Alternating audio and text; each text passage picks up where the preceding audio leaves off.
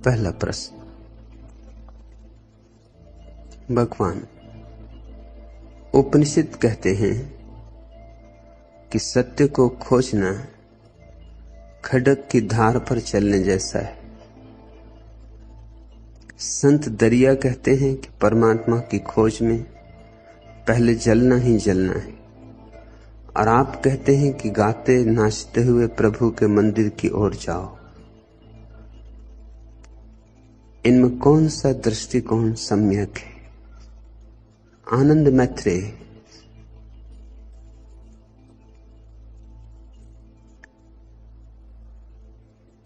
सत्य के बहुत पहलू और सत्य के सभी पहलू एक ही साथ सत्य होते, उनमें चुनाव का सवाल नहीं। जिसने जैसा देखा उसने वैसा कहा। उपनिषद की बात ठीक ही है, क्योंकि सत्य के मार्ग पर चलना जोखिम की बात है, बड़ी जोखिम, क्योंकि भीड़ असत्य में डूबी है और तुम सत्य के मार्ग पर चलोगे तो भीड़ तुम्हारा विरोध करेगी। भीड़ तुम्हारे मार्ग में हजार तरह की बाधाएं खड़ी करेगी। भीड़ तुम पर हंसेगी, तुम्हें विक्षिप्त कहेगी। भीड़ में एक सुरक्षा है। सत्य के मार्ग पर चलने वाला व्यक्ति अकेला पड़ जाता है। भीड़ उससे नाते तोड़ लेती, उससे संबंध विच्छिन्न कर लेती। समाज उसे शत्रु मानता है। नहीं तो जीसस को लोग सूली देते कि मंसूर की गर्दन काटते। वे तुम्हारे जैसे ही लोग थे जिन्होंने जीसस को सूली दी और जिन्होंने मंसूर की गर्दन काटी। अपने हाथों को गौर से देखोगे तो उनमें मंसूर के खून के दाग पाओगे। तुम्हारे जैसे ही लोग थे, कोई दुष्ट नहीं थे। भले ही लोग थे, मंदिर और मस्जिद जाने वाले लोग थे, पंडित पुरोहित थे, सदाचारी सच्चरित्र संत थे। जिन्होंने जीसस को सूली दी वो बड़े धार्मिक लोग थे, और जिन्होंने मंसूर को मारा उन्हें भी कोई अधार्मिक नहीं कह सकता। लेकिन क्या कठिनाई आ गई। जब भी आंख वाला आदमी अंधों के बीच में आता है तो अंधों को बड़ी अड़चन होती। आंख वाले के कारण उन्हें यह भूलना मुश्किल हो जाता है कि हम अंधे। अहंकार को चोट लगती, छाती में घाव हो जाते। न होता ये आंख वाला आदमी, न हम अंधे मालूम पड़ते। इसकी मौजूदगी अखरती। ये मिट जाए तो हम फिर लीन हो जाएं अपने अंधेपन में और मानने लगे कि हम जानते हैं, हमें दिखाई पड़ता है। जब जानने वाला कोई व्यक्ति पैदा होता है तो जिन्होंने थोथे ज्ञान के अंबार लगा रखे हैं उन्हें दिखाई पड़ने लगता है कि उनका ज्ञान थोथा है, उनका ज्ञान लाश है, उसमें सांसें नहीं चलती, हृदय नहीं धड़कता, लहू नहीं बहता। उन्हें दिखाई पड़ने लगता है उन्होंने फूल जो हैं बाजार से खरीद लाए हैं, झूठे हैं, कागजी हैं, प्लास्टिक के हैं। असली गुलाब का फूल न हो तो अड़चन पैदा नहीं होती, क्योंकि तुलना पैदा नहीं होती। बुद्धों का जन्म तुलना पैदा कर देता है। तुम अंधेरे घर में रहते हो, तुम्हारा पड़ोसी भी अंधेरे घर में रहता है और पड़ोसियों के पड़ोसी भी अंधेरे घर में रहते हैं। तुम निश्चिंत हो गए हो, तुम्हें अंधेरे से कोई अड़चन नहीं। तुमने मान लिया कि अंधेरा ही जीवन का ढंग है, शैली है। जीवन ऐसा ही है। अंधेरा ही है, ऐसी तुम्हारी मान्यता हो गई। फिर अचानक तुम्हारे पड़ोस में किसी ने अपने घर का दिया जला लिया। अब या तो तुम भी दिया जलाओ तो राहत मिले, या उसका दिया बुझाओ तो राहत मिले। और दिया जलाना कठिन, दिया बुझाना सरल। और दिया जलाना कठिन इसलिए भी कि कितने कितने लोगों को दिए जलाने पड़ेंगे, तब राहत मिलेगी। और बुझाना सरल, क्योंकि एक ही दिया बुझ जाए तो फिर अंधेरा स्वीकृत हो जाए। उपनिषद ठीक कहते हैं, सत्य के एक पहलू की तरफ इशारा है कि सत्य के मार्ग पर चलना तलवार की धार पर चलने जैसा है।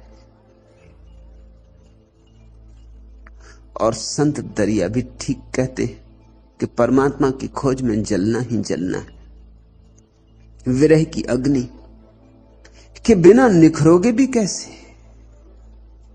जब तक विरह में जलोगे नहीं, तपोगे नहीं, राख ना हो जाओगे विरह में, तब तक तुम्हारे भीतर मिलन की संभावना पैदा ही नहीं होगी। विरह में जो मिट जाता है वही मिलन के लिए हकदार होता है, पात्र होता है। मिटने में ही पात्रता है। और जलन कोई साधारण नहीं होगी, रोआ रोआ जलेगा, कण कण जलेगा, क्योंकि समग्र होगी जलन, तभी समग्र से मिलन होगा। यह कसौटी है, यह परीक्षा है, और यह पवित्र होने की प्रक्रिया है। यही प्रार्थना है, यही भक्ति है। तो दरिया भी ठीक कहते हैं, यह दूसरा पहलू हुआ सत्य का, यह आंतरिक पहलू हुआ सत्य का। पहली बात थी जो बाहर से पैदा होगी, दूसरी बात है जो तुम्हारे भीतर पैदा होगी। समाज तुम्हें सताएगा, उसे सहा जा सकता है, कौन चिंता करता उसकी। ज्यादा से ज्यादा देह ही छीनी जा सकती है, तो देह तो छिन ही जाएगी। अपमान किया जा सकता है, तो नाम ठहरता ही कहां है इस जगत में। पानी पर खींची गई लकीर है, मिटी जाने वाला है। लोग पत्थर फेंकेंगे, गालियां देंगे, मगर ये सब साधारण बातें। जिसके भीतर लगन लगी सत्य की, वो इन सब के लिए राजी हो जाएगा। ये कुछ भी नहीं है, ये कोई बड़ा मूल्य नहीं है। भीतर की आग कहीं ज्यादा तड़फाएगी, धू धू कर जलेगी। अपने ही प्राण अपने ही हाथों जैसे हवन में रखती है। हजार बार मन होगा कि हट जाओ, अभी भी हट जाओ, अभी भी देर नहीं हो गई है, अभी भी लौटा जा सकता है। हजार बार संदेह खड़े होंगे कि क्या पागलपन कर रहे हो, क्यों अपने को जला रहे हो। सारी दुनिया मस्त है और तुम जल रहे हो। सारे लोग शांति से सोए और तुम जग रहे हो, और तुम्हारी आंखों में नींद नहीं, और तारे गिन रहे हो। और एक दिन हो तो चल जाए, दिन बीतेंगे, माह बीतेंगे, वर्ष बीतेंगे, और कोई भी पक्का नहीं कि मिलन होगा भी। यही पक्का नहीं है कि परमात्मा है। पक्का तो उसी को हो सकता है जिसका मिलन हो गया। मिलन जिसका नहीं हुआ है वह तो श्रद्धा से चल रहा है, होना चाहिए ऐसी श्रद्धा से चल रहा है, होगा ऐसी श्रद्धा से चल रहा है। झलकें दिखाई पड़ती हैं उसकी, सुबह उगते सूरज में, रात तारों भरे आकाश में, लोगों की आंखों में झलकें मिलती हैं उसकी। इतना विराट आयोजन है तो इसके पीछे छिपे हुए हाथ होंगे, और इतना संगीतबद्ध अस्तित्व है तो इसके पीछे कोई छिपा संगीतज्ञ होगा। ऐसी मधुर वीणा बज रही है तो अपने से नहीं बज रही होगी। यह संयोग ही नहीं हो सकता, वैज्ञानिक कहते हैं जगत संयोग है, पीछे कोई परमात्मा नहीं। एक वैज्ञानिक ने इस पर विचार किया कि अगर जगत संयोग है तो इसके बनने की संभावना कैसे, कितनी है। उसने जो हिसाब लगाया वो बहुत हैरानी का है। उसने हिसाब लगाया है 20 अरब बंदर 20 अरब वर्षों तक 20 अरब टाइपराइटरों पर खटापट खटापट करते रहे तो संयोग है कि शेक्सपियर का एक गीत पैदा हो जाए। संयोग है। 20 अरब बंदर 20 अरब वर्षों तक 20 अरब टाइपराइटरों को ऐसे खटरपट खटरपट करते रहे तो कुछ तो होगा ही। लेकिन शेक्सपियर का एक गीत पैदा करने में इतनी 20 अरब वर्षों की प्रतीक्षा करनी होगी। शेक्सपियर का एक गीत पैदा करने में, और यह अस्तित्व गीतों से भरा है। हजार हजार कंठों से गीत प्रकट हो रहे हैं। हजारों शेक्सपियर पैदा हुए हैं, होते रहे। और जरा तारों के इस विस्तार को, इसकी गतिमयता को, इसके छंद को तो देखो। इस अस्तित्व की सुव्यवस्था को तो देखो। इसके अनुशासन को तो देखो। जगह जगह छाप है कि अराजकता नहीं है। कहीं गहरे में कोई संयोजन बिठाने वाला हृदय, कहीं कोई चैतन्य सबको संभाले, अन्यथा सब कभी का बिखर गया होता। कौन जोड़े है इस अनंत को, इस विस्तार को कौन संभाले? तुम मरुस्थल में जाओ और तुम्हें एक घड़ी मिल जाए पड़ी हुई, तो क्या तुम कल्पना भी कर सकते हो कि यह संयोग से बन गई होगी? हजारों हजारों साल में, लाखों लाखों साल में, करोड़ों करोड़ों साल में पदार्थ मिलता रहा, मिलता रहा, मिलता रहा, फिर एक घड़ी बन गया। और घड़ी कोई बड़ी बात है।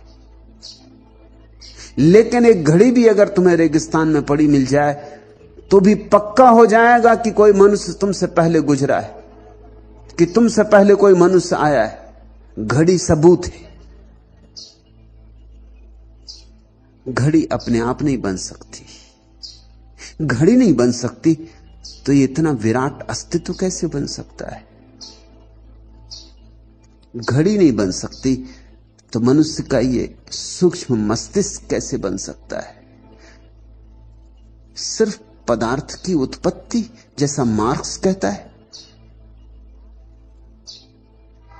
मार्क्स की सुंदर कृतियां, कम्युनिस्ट मैनिफेस्टो नहीं बन सकता अकारण, और न दास कैपिटल लिखी जा सकती है अकारण। संयोग मात्र नहीं, पीछे कोई सधे हाथ है। मगर यह श्रद्धा है।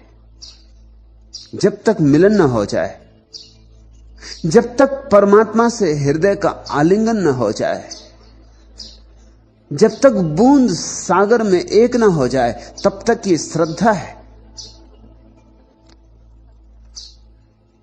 श्रद्धा सम्यक है, सार्थक है, मगर श्रद्धा श्रद्धा है, अनुभव नहीं।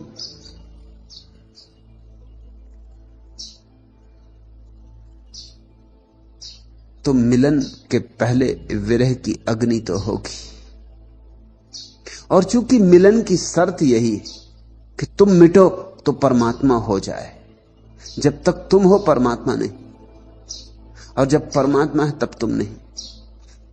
कबीर कहते हैं, हेरत हेरत है सखी रहा कबीर हेराई। चले थे खोजने, कबीर कहते हैं, और खोजते खोजते खुद खो गए। और जब खुद खो जाते हैं तभी खुदा मिलता है।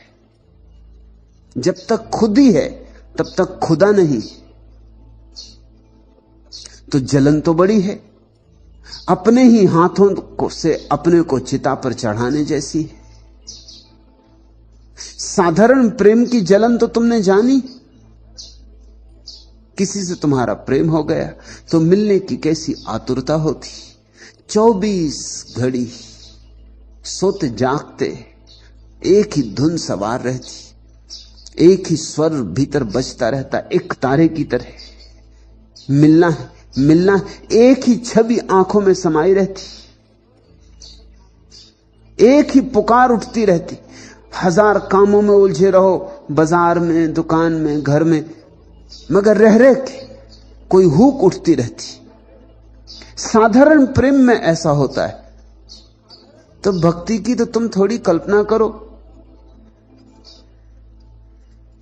करोड़ों करोड़ों गुनी गहनता, और अंतर केवल मात्रा का ही नहीं है, गुण का भी है। क्योंकि यह प्रेम तो क्षणभंगुर है जो इतना सताता है, जिससे आज प्रेम है हो सकता है कल समाप्त हो जाए, जिसकी आज याद बुलाए नहीं भूलती कल बुलाए बुलाए ना आए, यह भी हो सकता है। आज जिसे चाहो तो नहीं भूल सकते, कल जिसे चाहो तो याद ना कर पाओ, यह भी हो सकता। ये तो क्षणभंगुर है, ये तो पानी का बबूला है, ये इतना जला देता है। ये पानी का बबूला ऐसे फफोले उठा देता है आत्मा में। तो जब शाश्वत से प्रेम जगता है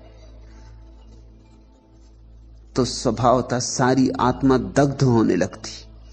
संत दरिया ठीक कहते, वह एक और पहलू हुआ सत्य का कि उसके मार्ग पर जलना ही जलना है। और चूंकि उपनिषद कहते हैं उसके मार्ग पर चलना खड्ग की धार पे चलना, और दरिया कहते हैं उसके मार्ग पे चलना अग्नि लगे जंगल से गुजरना है। इसीलिए मैं तुमसे कहता हूं नाचते जाना, गाते जाना, नहीं तो रास्ता काट ना पाओगे। जब तलवार पर ही चलना है तो मुस्कुरा के चलना, मुस्कुराहट ढाल बन जाएगी। नाच सको तो तलवार की धार मर जाएगी, गीत गा सको तो आग भी शीतल हो जाएगी। चूंकि उपनिषद सही, चूंकि दरिया सही, इसलिए मैं सही। जाओ नाचते गाते गीत गुनगुनाते। ये तीसरा पहलू, जब उस परमात्मा से मिलने चले हैं तो उदास उदास क्या। साधारण प्रेमी से मिलने जाते हो तो कैसे सच के जाते हो। देखा किसी स्त्री को अपने प्रेमी से मिलते जाते वक्त, कितनी सजती, कितनी संवरती।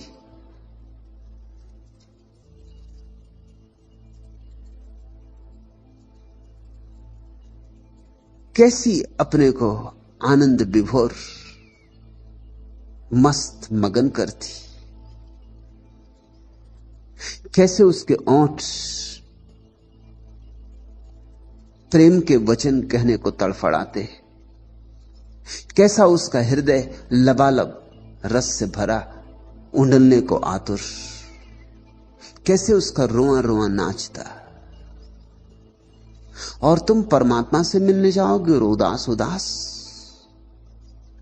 उदास उदास, ये रास्ता तय नहीं हो सकता।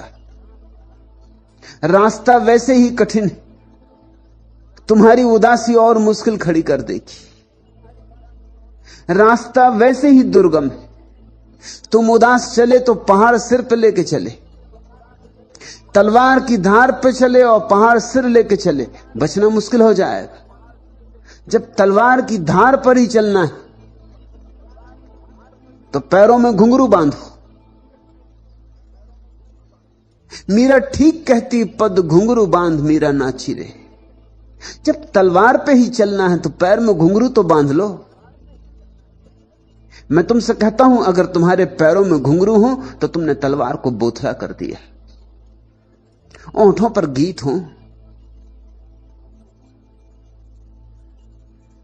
मस्त अलमस्त, जैसे आषाढ़ के पहले पहले बादल घिरे और मत्त मयूर नाचता है, ऐसे तुम नाचते चलो। तलवारें ही तब फूलों की भांति कोमल हो जाएंगी, कांटे फूल हो जाएंगे। और तुमसे कहता हूं उत्सव मनाते चलो, क्योंकि उत्सव ही तुम्हें चारों तरफ शीतलता से घेर लेगा। फिर कोई लपट तुम्हें जला ना पाएगी। जंगल में लगी रहने दो आग, मगर तुम इतने शीतल होगे कि आग तुम्हारे पास आके शीतल हो जाएगी। अंगारे तुम्हारे पास आते आते बुझ जाएंगे, लपटें तुम्हारे पास आते आते फूलों के हार बन जाएंगी। उपनिषद सही, दरिया सही, मैं भी सही, इनमें कुछ विरोधाभास नहीं है। परमात्मा के संबंध में हजारों वक्तव्य दिए जा सकते हैं जो एक दूसरे के विपरीत लगते हो, फिर भी उनमें विरोधाभास नहीं होगा, क्योंकि परमात्मा विराट है, सारे विरोधों को समाये है, सारे विरोधों को आत्मसात किए हुए।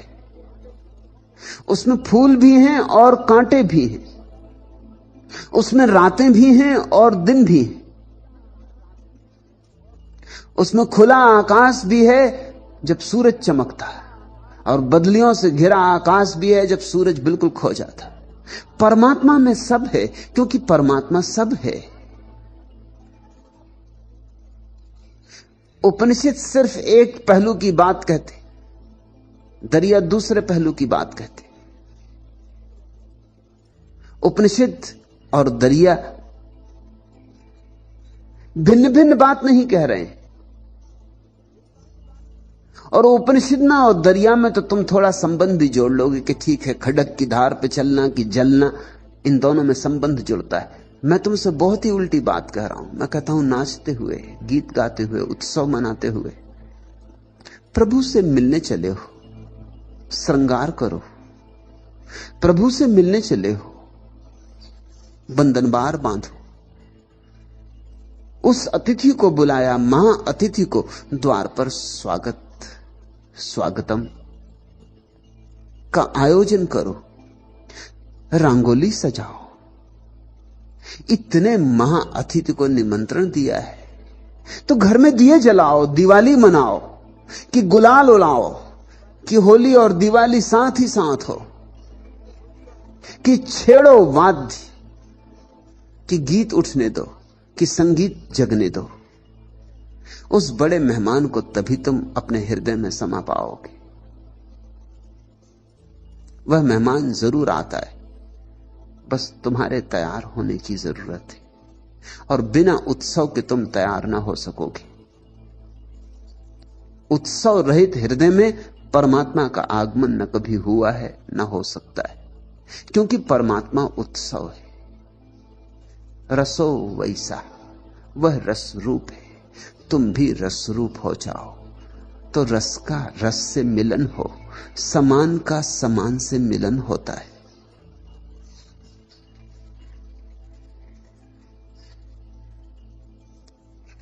दूसरा प्रश्न,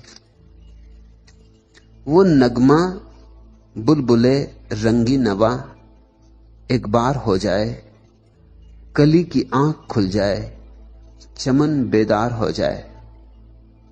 निर्मल चैतन्य,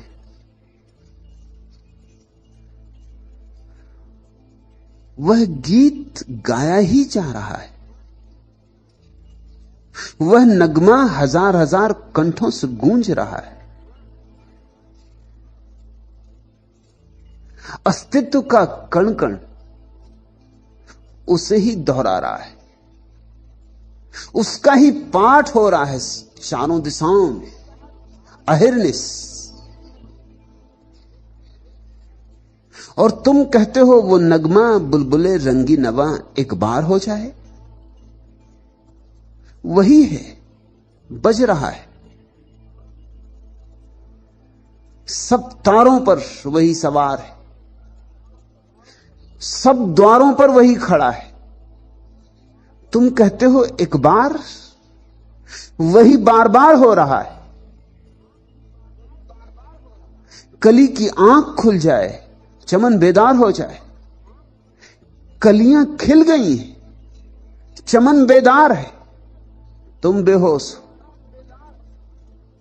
दोष कलियों को मत दो और दोष चमन को भी मत देना, और ये सोच के भी मत बैठे रहना कि वो गीत गाए तो मैं सुनने को राजी हूं।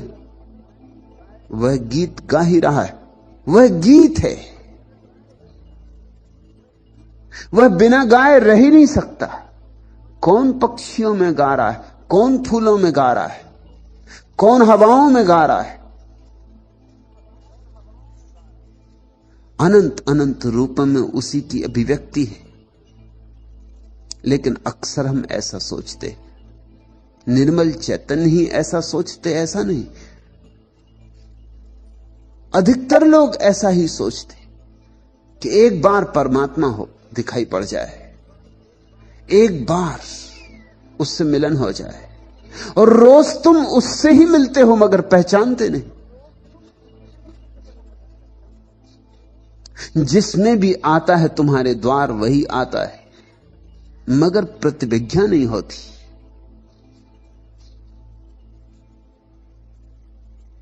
उसके अतिरिक्त यहां कोई है ही नहीं। तुम पूछते हो परमात्मा कहां है, मैं पूछता हूं परमात्मा कहां नहीं है।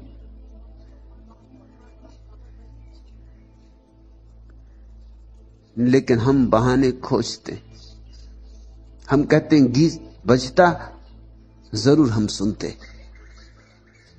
ये नहीं सोचते कि हम बहरे,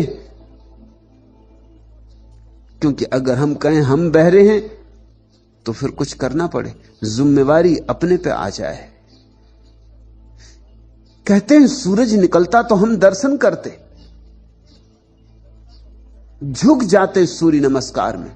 ये नहीं कहते कि हम अंधे या कि हमने आंखें बंद कर रखी, क्योंकि ये कहना कि हमने आंखें बंद कर रखी हैं, फिर दोष तो अपना ही हो जाएगा। और जब दोष अपना हो जाएगा तो बचने का उपाय कहां रह जाएगा? सूरज नहीं निकला, इसलिए हम करें तो क्या करें? सितार नहीं बजी उसकी, तो हम करें तो क्या करें? फूल नहीं खिले उसके, तो हम नाचें तो कैसे नाचें? बहाने मिल गए, सुंदर बहाने मिल गए। इनकी ओट में अपने को छिपाने का उपाय हो जाए। वह प्यारा हमारे द्वार पर दस्तक ही नहीं दिया, तो हम कहें तो किसको कहें कि आओ?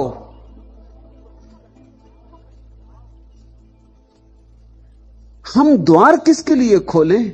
दस्तक तो दे। हम ये पलक पावड़े किसके लिए बिछाएं? उसका कुछ पता तो चले, कम से कम पग ध्वनि तो सुनाई पड़े। ये मनुष्य की तरकीबें, ये तरकीबें हैं अपने को बचा लेने की। ये तरकीबें हैं कि हम जैसे हैं ठीक है, गलती है अगर कुछ तो उसकी है। कली की आंख खुलती तो चमन तो बेदार होने को राजी था, कली की आंख नहीं खुलती, चमन बेदार कैसे हो? और मैं तुमसे कहता हूं, हजारों हजारों कलियों की आंखें खुली, चमन बेदार है। तुम सोए हो, सिर्फ तुम सोए हो। जिम्मेवारी है तो सिर्फ तुम्हारी है। ये तीर तुम्हारे हृदय में चुभ जाए कि जिम्मेवारी है तो सिर्फ मेरी। मैंने आंखें बंद कर रखी, मैंने कान वज्र बधिर कर रखे, तो क्रांति की शुरुआत हो गई, तो पहली किरण शुरू हुई, तो पहला कदम उठा। अब कुछ किया जा सकता है। अगर आंख मैंने बंद की है तो कुछ कर सकता हूं मैं, मेरे हाथ में कुछ बात हो गई, आंख खोल सकता हूं।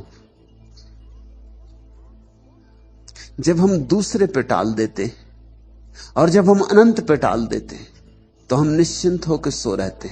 और एक करवट ले लो, कंबल को और खींच लो और थोड़ा सो जाओ। अभी सुबह नहीं हुई, जब सुबह होगी तब उठेंगे। और मैं तुमसे कहता हूं सुबह ही सुबह है,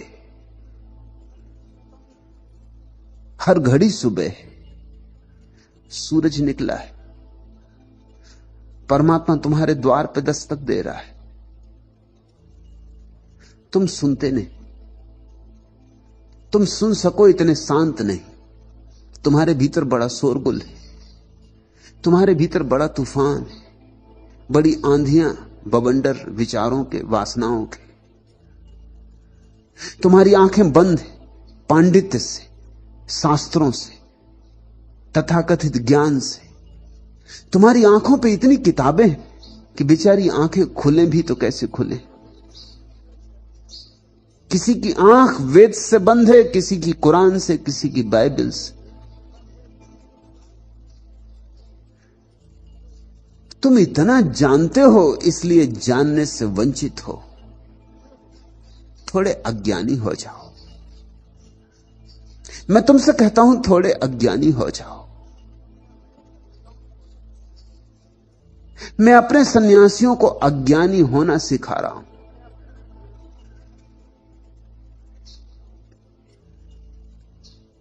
छीन रहा हूं ज्ञान उनका, क्योंकि ज्ञान ही धूल है दर्पण पर। और ज्ञान छिन जाए और दर्पण कोरा हो जाए, निर्दोष जैसे छोटे बच्चे का मन, ऐसा निर्दोष, तो फिर देर नहीं होती, पल भर की देर नहीं होती। तत्क्षण उसकी पगध्वनि सुनाई पड़ने लगती, तत्क्षण द्वार पर उसकी दस्तक दिखाई पड़ने लगती, तत्क्षण सारा चमन बेदार मालूम होता है। मस्ती ही मस्ती, सब तरफ उसके गीत गूंजने लगते। फिर तुम जहां भी हो मंदिर है, और जहां भी हो वहीं तीर्थ है। आंख से धूल हटे, और धूल ज्ञान की है। मुश्किल यही है, क्योंकि तुम धूल को धूल मानो तो हटा दो। अभी तुम धूल को समझ रहे हो सोना है, हीरे जवाहरात है, संभाल के रखे हो। इस जगत में सबसे ज्यादा कठिन चीज छोड़ना ज्ञान है। धन लोग छोड़ देते हैं, धन बहुतों ने छोड़ दिया है। घर द्वार छोड़ देते हैं, वह बहुत कठिन नहीं है। घर द्वार छोड़ना बहुत सरल है, क्योंकि कौन घर द्वार से ऊब नहीं गया है। सच तो यह है कि घर द्वार में रहे आना बड़ी तपस्या है। हठयोगी पिट रहे हैं मगर रह रहे हैं। तुम उनको संसारी कहते हो और भगोड़ों को सन्यासी कहते हो। जो भाग गए कायर, उनको कहते हो सन्यासी। और बेचारे ये जो 100 जूते खाएं, तमाशा घुस के देखे, इनको तुम कहते हो कि संसारी। जूतों पे जूते पड़ रहे हैं, मगर उनके कान पे जू नहीं रेंगती, डटे हैं। हठयोगी कहता हूं मैं इनको। इनकी जिद तो देखो, इनका संकल्प तो देखो, इनकी दृढ़ता तो देखो, इनकी छाती तो देखो, बड़े मजबूत हैं। इनको तुम पापी कहते हो। संसार से भागना तो बिल्कुल आसान है, कौन नहीं भागना चाहता है।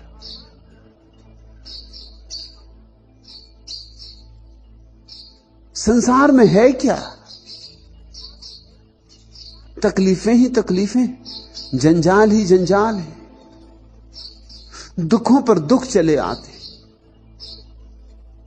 बदलियां घनी से घनी, काली से काली होती चली जाती। अंग्रेजी में कहावत है कि हर काले बादल में एक रजत रेखा होती। Every cloud has a silver line. अगर तुम संसार को देखो तो हालत बिल्कुल उल्टी। Every silver line has a cloud. हर रजत रेखा के पीछे चला आ रहा है एक बड़ा काला बादल, भयंकर बादल। वो रजत रेखा तो चमक के क्षण भर में खत्म हो जाती और फिर काला बादल छाती पे बैठ जाता जो पीछा नहीं छोड़ता। वो रजत रेखा तो वैसे ही है जैसे कि मछुआ मछली मार कांटे में आटा लगा के बंसी लटका के बैठ जाता तालाब के किनारे। कोई आटा खिलाने के लिए मछलियों के लिए नहीं लाया है। आटे में छिपा कांटा है, मछलियों को फांसने आया है, कोई मछलियों को भोजन कराने नहीं आया है।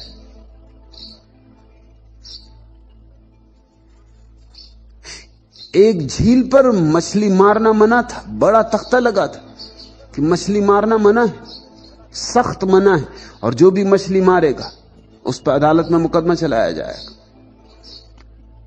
स्वभाव था उस झील में खूब मछलियां थी। मुल्ला नसरुद्दीन मजे से मछलियां मारने बैठा था वहां। आ गया मालिक बंदूक लिए।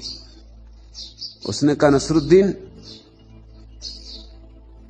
तख्ती पढ़ी? नसरुद्दीन ने कहा पढ़ी।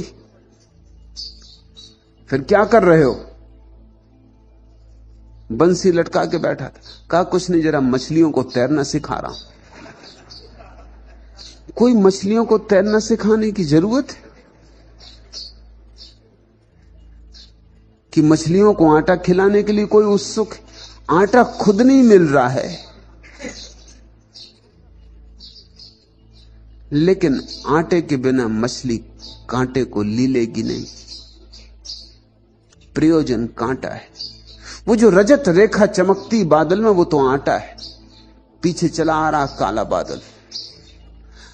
आशाओं की तरह रजत रेखा है। संसार में बस आशाएं हैं, उनकी पूर्ति तो कभी होती नहीं। बस आश्वासन, बस दूर से सब अच्छा लगता है।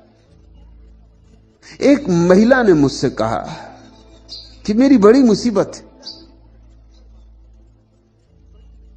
मैं दूर से सुंदर मालूम पड़ती हूं,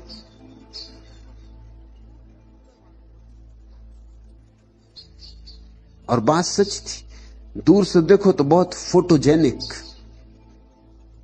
चित्र उतारने की तबीयत हो जाए, लेकिन उसकी तकलीफ यह कि पास आओ तो बड़ी भद्दी हो जाती हो। कुछ लोग होते हैं जो दूर से सुंदर दिखाई पड़ते हैं, पास आओ तो मैं क्या करूं? तो मैंने कहा तू एक काम कर, जितनी प्याज लहसुन खा सके खा। उसने कहा प्याज लहसुन, इससे मैं सुंदर हो जाऊंगी? उसने कहा नहीं। मैंने कहा सुंदर तू नहीं हो जाएगी, मगर कोई तेरे पास नहीं आएगा। तू सुंदर दिखाई पड़ती रहेगी।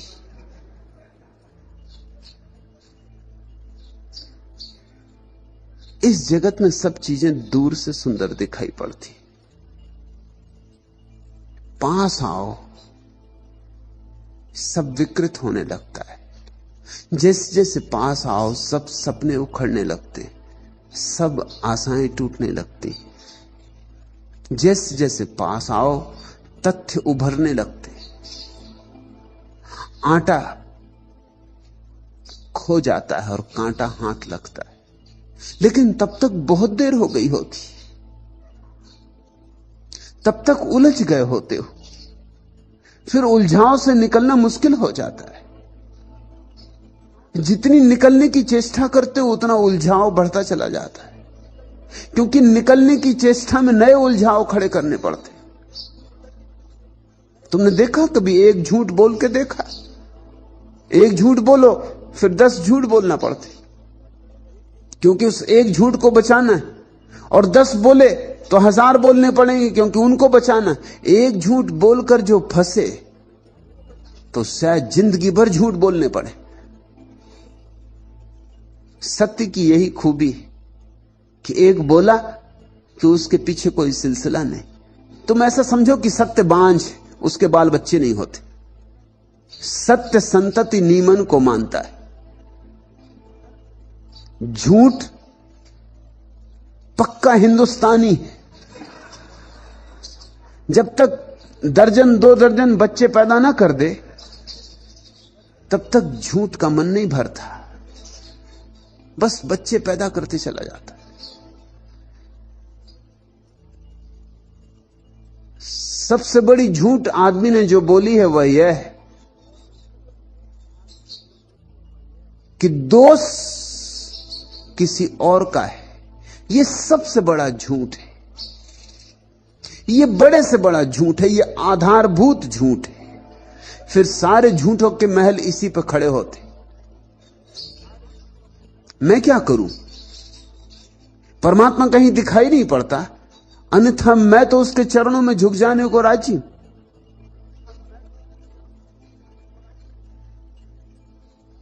मैं क्या करूं?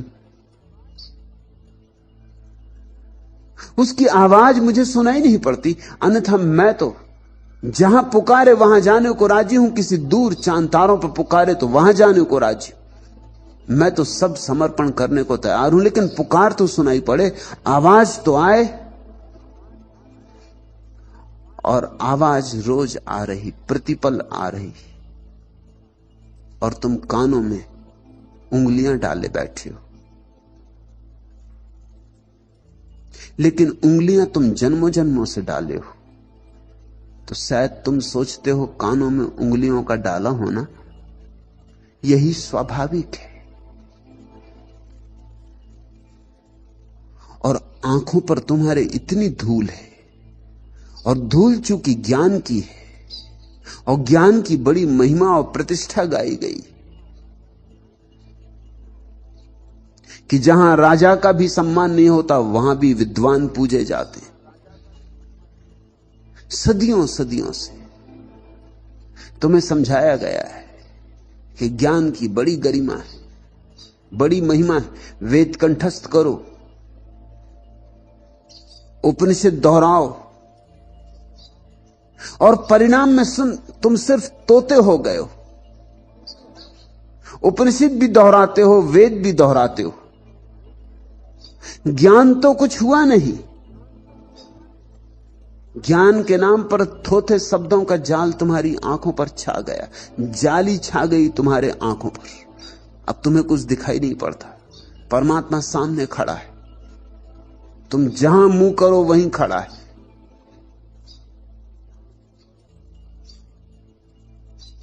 तुम उसके अतिरिक्त और किसी के संपर्क में कभी आते ही नहीं। तुम्हारी पत्नी में भी वही है, तुम्हारे पति में भी वही, तुम्हारे घर जो बेटा पैदा हुआ है उसमें भी वही फिर आया है, नया संस्करण उसका फिर। लेकिन आंख से जाली कटनी चाहिए। निर्मल चैतन्य,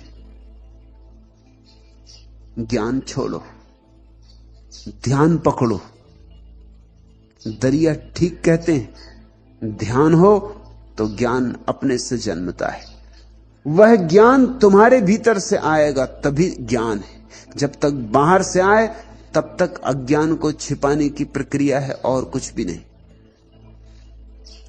सोचो बैठकर कभी, तुम जो भी जानते हो वो भीतर से आया या बाहर से, और तुम बड़े चकित हो जाओगे। तुम पाओगे सब बाहर से आया, तो सब बेकार है। और बेकार ही नहीं, बाधक है, अड़चन है। उतने का ही भरोसा करो जो तुम्हारे भीतर से आया हो, जो तुम्हारे ध्यान में उमगा हो, बस उसका ही भरोसा करना। उसका ही भरोसा रहे तो तुम्हें उसके नगमे अभी सुनाई पड़े, अभी यहीं। उसका ही भरोसा रहे तो तुम्हें उसका सौंदर्य अभी दिखाई पड़े, अभी यहीं। अगर तुम थोड़े ज्ञान की पकड़ को छोड़ दो, फिर से अज्ञानी हो जाओ जैसे छोटे बच्चे। अज्ञान में एक निर्दोषता है। मैं तुमसे कहता हूं, पंडित नहीं पहुंचते, अज्ञानी पहुंचते। अज्ञानी से मेरा अर्थ है जिसने बाहर के ज्ञान को बिल्कुल इंकार कर दिया और जो भीतर डुबकी मार के बैठ गया और जिसने कहा कि जो मेरे भीतर अनुभव होगा वही मेरा है, से सब उधार है, बासा है, उच्छिष्ट। तुम दूसरों के जूते नहीं पहनते, दूसरों के कपड़े नहीं पहनते और दूसरों का ज्ञान उधार ले लेते हो। दूसरों का जूठा भोजन नहीं करते और हजार हजार ओंठों से जो शब्द जूठे हो गए उनको ही छाती लगा के बैठ गए हो।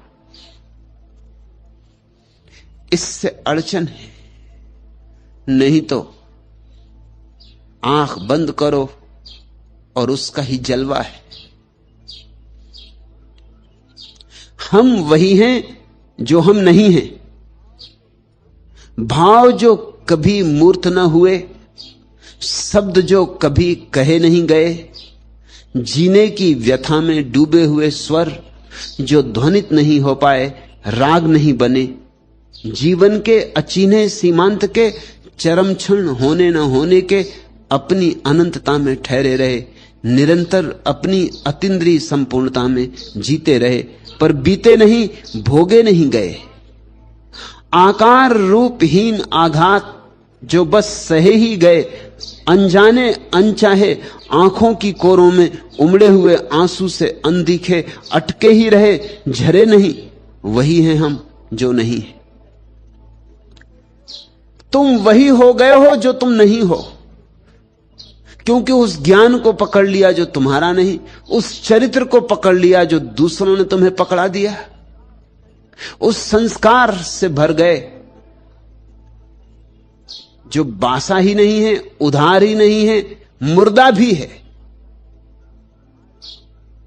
तुमने अपने अंतस को अवसर ही ना दिया, तुमने स्वस्फुरणा को मौका ही ना दिया, इसलिए तुम वही हो गए हो जो तुम नहीं हो, और जो तुम हो उसका तुम्हें पता भूल गया है। तुम जो हो वही परमात्मा का एक रूप है, उसे कहीं खोजने और नहीं जाना है, अपने भीतर डुबकी मारनी।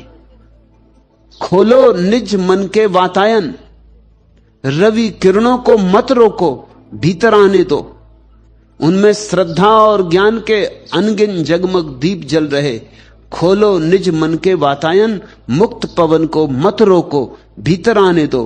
उसकी लहरों में मानव ममता के सुरभित स्वप्न पल रहे। और एक बार तुम शून्य हो जाओ, शांत हो जाओ, मौन हो जाओ, तो चांद में भी वही आएगा चांदी होकर, और सूरज में भी वही आएगा सोना होकर। खोलो द्वार दरवाजे, ज्ञान के ताले मार के बैठे हो। खोलो द्वार दरवाजे, आने दो हवाओं को, बहने दो हवाओं को। अस्तित्व से संबंध जोड़ो, मंदिरों से मस्जिदों से संबंध तोड़ो, वृक्षों से, फूलों से, चांतारों से संबंध जोड़ो, क्योंकि वे जीवंत परमात्मा है। तुम मुर्दा मूर्तियों की पूजा में संलग्न हो। दिए जल ही रहे हैं, आरती उतर ही रही है, फूल चढ़े ही हैं उसके चरणों में। तुम जरा देखो, तुम जरा जागो। तुम सोए हो, तुम गहरी नींद में हो। दरिया ठीक कहते हैं, जागे में फिर जागना। इस जागने को जागना मत समझ लेना, इसमें अभी और जागना है। जागे में फिर जागना, बस यही समाधि की परिभाषा है। और जो जागे में जाग गया वह परमात्मा में जाग जाता है।